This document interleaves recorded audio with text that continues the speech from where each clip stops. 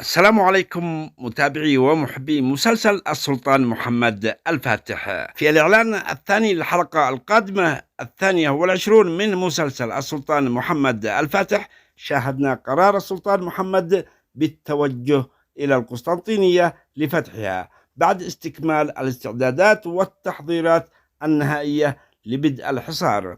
وكان التصريح الذي أدلى به السلطان محمد بقوله: إما أن يشتعل العالم بالنيران التي أشعلناها أو أن يبقى رمادا، وإما أن آخذ القسطنطينية أو أن القسطنطينية تأخذني. هذا التصريح يا أصدقائي كان له صدى كبير ورسالة قوية تعتبر من أقوى الرسائل للمعارضين الذين يعارضون الفتح سواء في الداخل أو الخارج، حيث يخبرهم في هذه الرسالة أنه لن يتراجع عن فتح القسطنطينية ولن يوقفه شيء في هذا الطريق. ولعل مشاهدتنا للسلطان محمد وهو يرتدي خوذة الحرب وملابس الحرب لهو أكبر دليل على بداية معركة الفتح، وحسب توقعي أن هذا المشهد هو المشهد الذي ستنتهي به الحلقة القادمة 22. شاهدنا أيضا في الإعلان الثاني أصدقائي السلطان يجتمع بآق شمس الدين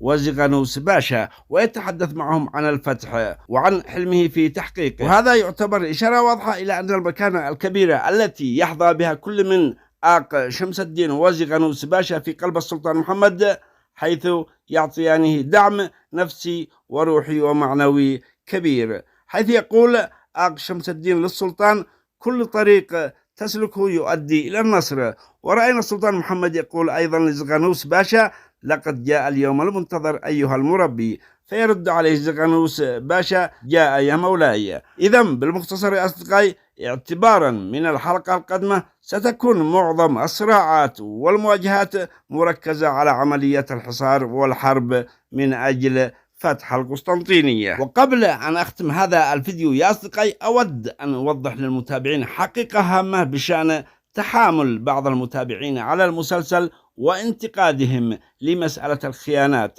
حيث يقولون أن المسلسل أصبح مملا بسبب كثرة الخيانات. لذلك أود أن أرد على هؤلاء بتذكيرهم أن جميع دول الخلافات والسلطنات والإمارات الإسلامية عاشت في صراعات المؤامرات والخيانات، وهذا هو سبب ضعف وتأخر المسلمين في التقدم والتطور رغم أنهم أصحاب أعرق وأقدم الحضارات، وكل ذلك من أجل الصراع على الحكم والمناصب.